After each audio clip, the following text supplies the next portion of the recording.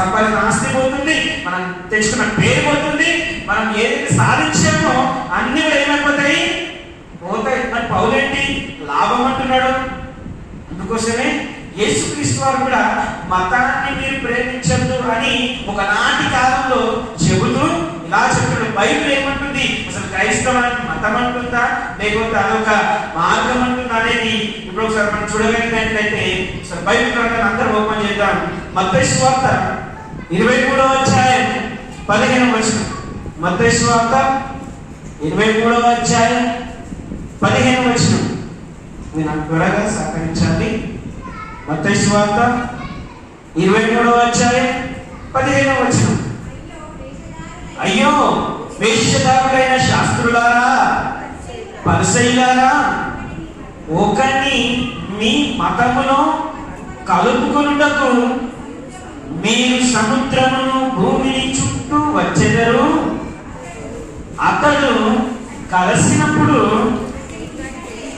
అతన్ని మీ కంటే రెండింతలు నరక పాత్రునిగా చేయుదురు. అంటే అర్థం ఏంటంటే ఒకనాడు యేసయ్య ఏమంటున్నాడంటే, అయ్యో వేశ్యదారులైన శాస్త్రులారా, పరిసయ్యులారా, వీళ్ళందరికీ ఏమంటున్నాడంటే యేసయ్య ఆ టైంలో, యేసుక్రీస్తు టైంలో ఎక్కువ యూదులు, పరిసయ్యులు, శాస్త్రులు వీళ్ళే ఉండేవాళ్ళు.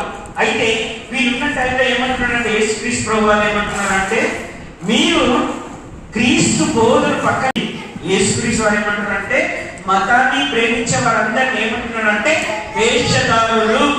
మతాన్ని ప్రేమించే వారందరినీ ఏమంటున్నారు యేసుక్రీస్తు వారు, వేశ్యదారులైన శాస్త్రులారా, పరిసయ్యులారా.